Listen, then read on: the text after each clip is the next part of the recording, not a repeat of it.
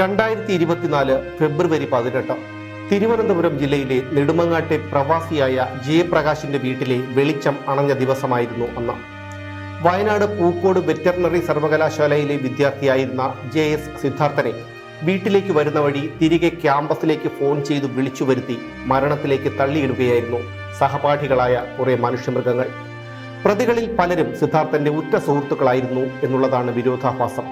മകനോടൊപ്പം വീട്ടിൽ വന്നിട്ടുള്ള അവർക്ക് അമ്മ ഷീബ ഭക്ഷണം വെച്ച് വിളമ്പിയിട്ടുണ്ട് പലവട്ടം. സിദ്ധാർത്ഥനെ മർദ്ദിച്ച സംഘത്തിൽ സഹപാഠിയായ പെൺകുട്ടിയും ഉണ്ടായിരുന്നു എന്ന ഒരു വിദ്യാർത്ഥിയുടെ മൊഴി അന്വേഷണ സംഘം കണക്കിലെടുത്തിട്ടില്ല.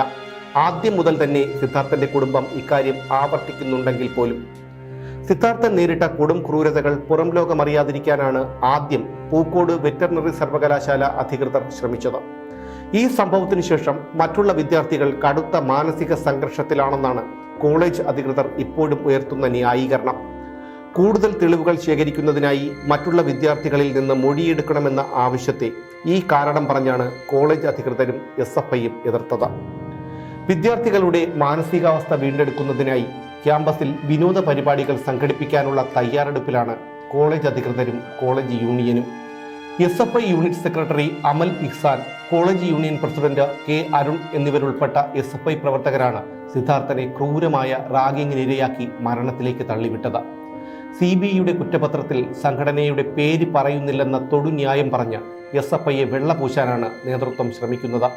അങ്ങനെയെങ്കിൽ പ്രതിപ്പട്ടികയിൽ ഉൾപ്പെട്ട 4 പേരെ എന്തിന് സംഘടനയിൽ നിന്ന് പുറത്താക്കി എന്നൊരു ചോദ്യം ബാക്കി നിൽക്കുന്നു. റാഗിങ്ങും മയക്കുമരുന്നും അരാഷ്ട്രീയ ക്യാമ്പസുകളുടെ സംസ്കാരമാണെന്ന് കവലപ്രസംഗം നടത്തുന്ന SFI പൂക്കോട്ടെ ആൾക്കൂട്ടമർദ്ദനവും മയക്കുമരുന്ന് ഉപയോഗവും ഒന്നും കണ്ടില്ല എന്ന് നടിച്ചു. വാലന്റൈൻസ് ഡേ ആയ ഫെബ്രുവരി 14 മുതൽ തുടർച്ചയായി 4 ദിവസം സിദ്ധാർത്ഥനെ ആൾക്കൂട്ട വിചാരണ നടത്തിയിട്ടും തടയാൻ ഒരാൾ പോലും ഉണ്ടായിരുന്നില്ല. ഇതൊക്കെ അറിയേണ്ട കോളേജ് അധികൃതരാകട്ടെ അറിഞ്ഞ ഭാവം കാണിച്ചതുമില്ല. സിദ്ധാർത്ഥനെ പീഡിപ്പിച്ചവർക്ക് നിയമസഹായം നൽകുന്നതും കേസ് നടത്തിപ്പിനായി ഫണ്ട് ശേഖരിക്കുന്നതുമെല്ലാം CPM അനുഭാവികളും പ്രവർത്തകരുമായ കോളേജ് ജീവനക്കാരാണ്. സംഭവത്തെ തുടർന്ന് സസ്പെൻഷനിലായ ഡീനിനും അസിസ്റ്റന്റ് വാർഡനും നിയമസഹായം നൽകുന്നതിനായി ഫണ്ട് പിരിക്കാൻ മുന്നിട്ടിറങ്ങിയവരിൽ സിദ്ധാർത്ഥന്റെ അധ്യാപകരുമുണ്ടായിരുന്നു എന്നറിയുമ്പോഴാണ് ഇവരെക്കാൾ എത്രയോ ഭേദമാണ് വന്യമൃഗങ്ങളെന്ന് തോന്നിപ്പോകുന്നത്. കേസ് അട്ടിമറിക്കാൻ പരസ്യമായും രഹസ്യമായുമുള്ള നീക്കങ്ങൾ സർവകലാശാലയിൽ നടന്നു. സംഭവം പുറത്തു പറയരുതെന്നും നടന്നത് അപകടമാണെന്നും വിദ്യാർത്ഥികളുടെ യോഗം വിളിച്ചുകൂട്ടി കോളേജ് അധികൃതർ പ്രസ്താവിച്ചത് മുതൽ തുടങ്ങുന്നു കുതന്ത്രങ്ങൾ.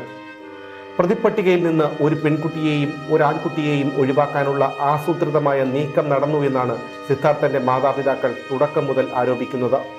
ബിൻസിയ എന്ന ആ പെൺകുട്ടി തൃശൂർ പോലീസ് മേധാവിയുടെ ഓഫീസിലെ CPM ബന്ധമുള്ള ഒരു വനിതാ ജീവനക്കാരിയുടെ മകളാണെന്നും ഇടുക്കി സ്വദേശിയായ അക്ഷയാണ് MM മണി സംരക്ഷിക്കാൻ ശ്രമിക്കുന്ന ആൺകുട്ടിയെന്നും സിദ്ധാർത്ഥന്റെ മാതാപിതാക്കൾ പറയുന്നു. കേസ് ദുർബലമാക്കാൻ സർവകലാശാല അധികൃതരും CPMഉം കിണഞ്ഞു ശ്രമിക്കുന്നുണ്ട്. കേസിലെ എല്ലാ പ്രതികളും ഇപ്പോൾ ജാമ്യത്തിലാണ്. പ്രതികൾക്ക് സർവകലാശാലയിൽ പുനഃപ്രവേശനം അനുവദിച്ച സിംഗിൾ ബെഞ്ചിന്റെ വിധി ഡിവിഷൻ ബെഞ്ച് സ്റ്റേ ചെയ്തിട്ടുണ്ട്. മാർച്ച് 4-ാം തീയതി ഈ കേസ് വീണ്ടും കോടതി പരിഗണിക്കും. പരീക്ഷാ ഫലം സർവകലാശാല തടഞ്ഞു വെച്ചിട്ടുണ്ടെങ്കിലും എങ്ങനെയും തുടർ പഠനം നടത്താനുള്ള തീവ്ര ശ്രമത്തിലാണിപ്പോൾ പ്രതികൾ. റാഗിംഗ് കേസിൽ CBI കുറ്റപത്രം സമർപ്പിച്ചെങ്കിലും വിചാരണ ഇതുവരെ തുടങ്ങിയിട്ടില്ല. 2024 ജൂൺ 25 നടക്കുന്ന പരീക്ഷ എഴുതാൻ പ്രതികളെ അനുവദിക്കാമെന്ന് ഹൈക്കോടതി ഉത്തരവിടുന്നത് ജൂൺ 24-നാണ്. കോടതി ഉത്തരവ് നടപ്പിലാക്കാനുള്ള നടപടികൾ അന്നു രാത്രി തന്നെ സർവകലാശാല ചെയ്തു. പിറ്റേന്ന് പ്രതികൾ മണ്ണുത്തിയിലെത്തി പരീക്ഷ എഴുതി. ഇതിനിടയിൽ സർവകലാശാലയുടെ അപ്പീൽ ഹൈക്കോടതി തള്ളി. എല്ലാ പ്രതികളും പരീക്ഷ എഴുതുമെന്ന് ഉറപ്പുവരുത്തിയതിനു ശേഷമാണ് കോടതി വിധിക്കെതിരെ സർവകലാശാല അപ്പീൽ പോയത്. 75% ഹാജരില്ലാത്ത പ്രതികളെ പരീക്ഷ എഴുതാൻ അനുവദിക്കുന്നത് വെറ്ററിനറി കൗൺസിൽ ഓഫ് ഇന്ത്യയുടെ മാനദണ്ഡങ്ങൾക്കും സർവകലാശാല അക്കാദമിക് ഹാൻഡ്ബുക്കിലെ നിർദ്ദേശങ്ങൾക്കും വിരുദ്ധമാണെന്ന് കോടതിയെ ബോധ്യപ്പെടുത്താൻ സർവകലാശാലയ്ക്ക് കഴിഞ്ഞതുമില്ല. പിന്നീട് പ്രതികൾക്ക് വീണ്ടും പ്രവേശനം നൽകാനുള്ള സിംഗിൾ ബെഞ്ചിന്റെ വിധിയുണ്ടായപ്പോഴും ഡിവിഷൻ ബെഞ്ചിൽ സർവകലാശാല അപ്പീൽ നൽകിയില്ല. റാഗിംഗ് കേസുകളിലെ നിയമ നടപടികളിൽ ഗുരുതരമായ കൃത്യവിലോപമാണ് സർവകലാശാലയുടെ നിയമവിഭാഗത്തിന്റെ ഭാഗത്ത് നിന്നുണ്ടാകുന്നതെന്ന് ആന്റി റാഗിംഗ് കമ്മിറ്റി അംഗം കൂടിയായ വയനാട് ADM പറയുന്നു. ഇക്കാര്യം കളക്ടറുടെ ശ്രദ്ധയിൽപ്പെടുത്തിയ ADM കേസുമായി ബന്ധപ്പെട്ട ഫയലുകളെല്ലാം ഓഫീസിലേക്ക് വരുത്തിച്ചു. ആന്റി റാഗിംഗ് കമ്മിറ്റിയുടെ തീരുമാനങ്ങൾക്ക് വിരുദ്ധമായ നിലപാടാണ് സർവകലാശാല സ്റ്റാൻഡിംഗ് കൗൺസിൽ കോടതിയിൽ പലപ്പോഴും സ്വീകരിക്കുന്നതെന്ന് സിദ്ധാർത്ഥന്റെ കുടുംബം ആരോപിക്കുന്നു. സിദ്ധാർത്ഥന്റെ മരണത്തിനു ശേഷം സഹപാഠിയുടെ പേരിൽ കോളേജിലെ ഇന്റേണൽ കംപ്ലൈന്റ് കമ്മിറ്റിക്ക് ലഭിച്ച പരാതി സിദ്ധാർത്ഥനെ കുറ്റക്കാരനായി ചിത്രീകരിക്കാൻ ആസൂത്രിതമായി കെട്ടിച്ചമച്ചതാണെന്നും ബന്ധുക്കൾ ആരോപിക്കുന്നു. മലയാളം എഴുതാൻ അറിയാത്ത വിദ്യാർത്ഥിക്ക് മറ്റാരോ എഴുതി കൊടുത്തതാണ് ആ പരാതിയെന്ന് പിന്നീട് പോലീസ് കണ്ടെത്തി. 2024 ഫെബ്രുവരി 18 സിദ്ധാർത്ഥനെ തൂങ്ങി മരിച്ച നിലയിൽ കണ്ടതിനു ശേഷം ലഭിച്ച പരാതിയിൽ അഡ്മിഷൻ നമ്പറോ പേരോ മറ്റു വിവരങ്ങളോ ഒന്നുമില്ലായിരുന്നു. 2 ദിവസത്തിനു ശേഷം ലഭിച്ച മറ്റൊരു പരാതിയുടെ അടിസ്ഥാനത്തിലാണ് ആദ്യത്തെ പരാതി നൽകിയ ആളെ കണ്ടെത്തിയത്. സിദ്ധാർത്ഥൻ ജീവിച്ചിരിപ്പില്ലാത്തതുകൊണ്ട് കുറ്റാരോപിതന്റെ ഭാഗം കേൾക്കാൻ കഴിയില്ലല്ലോ.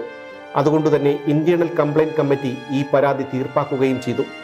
പ്രതികൾക്ക് അനുകൂലമായ കോടതി വിധികൾ നടപ്പിലാക്കാൻ അമിതാവേശം കാണിച്ചു. പ്രതികൾക്ക് അനുകൂലമായ വിധികൾക്കെതിരെ അപ്പീൽ നൽകുന്നതിൽ ഗുരുതരമായ വീഴ്ച വരുത്തി. 75% ഹാജരില്ലാത്ത വിദ്യാർത്ഥികളെ റെക്കോർഡ് ബുക്കോ ടൈം പേപ്പറോ ഇല്ലാതെ പ്രാക്ടിക്കൽ പരീക്ഷ എഴുതിപ്പിച്ചു. റാഗിംഗ് തടയാത്തതിനുള്ള ശിക്ഷാ നടപടികൾ 2 ജീവനക്കാരിൽ മാത്രമായി ഒതുക്കി. കൂടുതൽ വിദ്യാർത്ഥികൾ പ്രതികളാകാതിരിക്കാൻ അധികാര ദുർവിനിയോഗം നടത്തി. എന്നിങ്ങനെ പ്രതികളെ രക്ഷിക്കാൻ സർവകലാശാല വഴിവിട്ട നീക്കങ്ങൾ നടത്തി. അതേസമയം സസ്പെൻഷനിലായ ഡീനിനെയും അസിസ്റ്റന്റ് വാർഡനെയും തിരിച്ചെടുക്കണമെന്ന പരസ്യ നിലപാടെടുത്തും പ്രതികൾക്ക് സാമ്പത്തിക സഹായം ഉൾപ്പെടെ നൽകിയും റാഗിംഗ് അറിഞ്ഞിട്ടും പുറത്തു പറയാത്ത വിദ്യാർത്ഥികൾക്കുള്ള ശിക്ഷയിൽ സ്വജന പക്ഷപാതം കാണിച്ചും സസ്പെൻഷനിലായവർക്ക് നിയമസഹായത്തിനായി പണപ്പിരിവ് നടത്തിയും സിദ്ധാർത്ഥനെ വ്യക്തിഹത്യ ചെയ്ത വ്യാപകമായ പ്രചാരണം നടത്തുകയും ചെയ്തുകൊണ്ട് CPM-ഉം പ്രതികൾക്കൊപ്പം നിന്നു. Retired justice A. ഹരിപ്രസാദ് കമ്മീഷന്റെ അന്വേഷണ റിപ്പോർട്ടിൽ ഡീനിനും അസിസ്റ്റന്റ് വാർഡനുമെതിരെ ഗുരുതരമായ കണ്ടെത്തലുകൾ ഉണ്ടായിരുന്നു. എന്നിട്ടും ഇവരെ ന്യായീകരിച്ച് വൈസ് ചാൻസലർക്ക് കത്ത് നൽകുകയാണ് CPM അനുകൂല അധ്യാപക സംഘടനയായ teachers organisation of veterinary university of Kerala ചെയ്തത്. തുടർച്ചയായി നടന്ന അന്വേഷണവും ചോദ്യം ചെയ്യലും മൊഴിയെടുക്കലും ഇരുവർക്കും കടുത്ത മാനസികാഘാതമുണ്ടാക്കിയെന്നും സർവകലാശാല ഏൽപ്പിച്ച ഉത്തരവാദിത്തം ഉണ്ടായിപ്പോയെന്ന കുറ്റത്തിന് ഡീനിന്റെയും അസിസ്റ്റന്റ് വാർഡന്റെയും പേരുകൾ പലതവണ മാധ്യമങ്ങളിൽ വന്നെന്നും കത്തിൽ പറയുന്നു. 2 പേരെയും തിരിച്ചെടുക്കണമെന്ന CPM ആധിപത്യമുള്ള മാനേജ്മെന്റ് കൗൺസിൽ യോഗത്തിൽ തീരുമാനമുണ്ടായെങ്കിലും സിദ്ധാർത്ഥന്റെ മാതാപിതാക്കൾ നൽകിയ പരാതിയിൽ ചാൻസലർ ഇടപെട്ട ആ തീരുമാനം റദ്ദാക്കി. സംഭവത്തിൽ VC-യുടെ ഓഫീസ് ദുരുപയോഗം ചെയ്തെന്ന ആരോപണ വിധേയനായ പ്രൈവറ്റ് സെക്രട്ടറിക്ക് സ്ഥാനക്കയറ്റം നൽകി അക്കാദമിക് വിഭാഗത്തിൽ നിയമിച്ചു.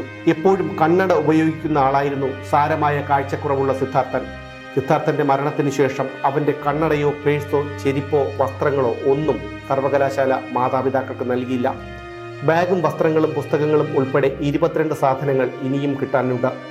മരണപ്പെടുമ്പോൾ സിദ്ധാർത്ഥൻ ധരിച്ചിരുന്നു എന്ന് പറയപ്പെടുന്ന വസ്ത്രങ്ങളും കിട്ടിയിട്ടില്ല. തെളിവുകൾ നശിപ്പിക്കാനുള്ള ശ്രമത്തിന്റെ ഭാഗമാണിതെന്ന് സിദ്ധാർത്ഥന്റെ അച്ഛൻ ജയപ്രകാശ് പറയുന്നു. ഇക്കഴിഞ്ഞ 18-ന് സിദ്ധാർത്ഥന്റെ 1ാം ചരമവാർഷിക ദിനമായിരുന്നു. പൂക്കോട് വെറ്ററിനറി സർവകലാശാലയിൽ എല്ലാം പതിവ് പോലെ തന്നെ നടന്നു. സിദ്ധാർത്ഥനെ എല്ലാവരും മറന്നു. അതിക്രൂരമായ റാഗിങ്ങിനൊടുവിൽ മരണം വരിച്ച പൂർവ്വ വിദ്യാർത്ഥിക്കു വേണ്ടി ഒരു അനുസ്മരണ യോഗം പോലും അവിടെ നടന്നില്ല. എന്തിന് 2 മിനിറ്റ് എഴുന്നേറ്റ് നിന്ന് മൗനമാചരിക്കാൻ പോലും ആരുമുണ്ടായിരുന്നില്ല. കഴിഞ്ഞ വർഷം ക്യാമ്പസിലുണ്ടായ വാഹനാപകടത്തിൽ മരിച്ച വിദ്യാർത്ഥിക്കായി വിപുലമായ അനുസ്മരണ യോഗം നടത്തിയവരാണ് കോളേജ് അധികൃതരും SFIക്കാരും എന്നോർക്കണം. സമാനതകളില്ലാത്ത ക്രൂര പീഡനങ്ങൾക്കും ആൾക്കൂട്ടമർദ്ദനത്തിനും ഇരയായി മരണം വരിക്കേണ്ടി വന്ന സിദ്ധാർത്ഥൻ എന്ന സഹപാഠിക്കായി ഒരു തുള്ളി കണ്ണീർ പോലും ഒഴുക്കാതെ അവന്റെ കൂട്ടുകാർക്ക് ആ ദിവസവും പതിവ് പോലെ തന്നെയായിരുന്നു. കേരളത്തിലെ മനസാക്ഷി മരവിച്ചിട്ടില്ലാത്ത ഓരോ മനുഷ്യരും പ്രാർത്ഥിക്കുന്നുണ്ട്, കണ്ണീരൊഴുക്കുന്നുണ്ട് സിദ്ധാർത്ഥന്റെ ആത്മാവിനു വേണ്ടി. അതുമാത്രം മതി അവന്റെ ആത്മാവിന് ശാന്തി കിട്ടാൻ. SFIക്കാർക്കും കോളേജ് അധികൃതർക്കും നന്ദി. പേരിനൊരു അനുസ്മരണം നടത്തുകയും മാധ്യമങ്ങളുടെ ക്യാമറകൾക്ക് മുന്നിൽ കണ്ണീരൊഴുക്കുകയും ചെയ്ത സിദ്ധാർത്ഥന്റെ ആത്മാവിനെ അപമാനിക്കാതിരുന്നതിന്. ഓരോ ജീവിതവും ഓരോ കഥകളാണ്, വേറിട്ട കഥകളുടെ ഒരു കൂട്ടായ്മ. വേണമെങ്കിൽ നമുക്കതിനെ ഒരു നോവലെന്ന് പേരിടാം. അതുപോലൊരു നോവലല്ലേ നിങ്ങളുടെ ജീവിതവും? എന്താ, ശരിയല്ലേ? നിങ്ങളുടെ അനുഭവങ്ങൾ, കഥകൾ എന്തുമായിക്കൊള്ളട്ടെ, അത് കേൾക്കാൻ DNA ന്യൂസിലൂടെ ഞാൻ എത്തുന്നു. കഥ പോലൊരു ജീവിതം, അതിനായി ഞാൻ നിങ്ങൾക്ക് വേണ്ടി കാത്തിരിക്കുന്നു. നമുക്ക് ഒന്നിച്ച് കാണാം, കുറേ കാര്യങ്ങൾ സംസാരിക്കാം, വേദനകൾ പങ്കിടാം. നിങ്ങളുടെ വിഷയങ്ങൾ, അനുഭവങ്ങൾ അത് ഞങ്ങളെ അറിയിക്കേണ്ട വിലാസം താഴെ കൊടുക്കുന്നു.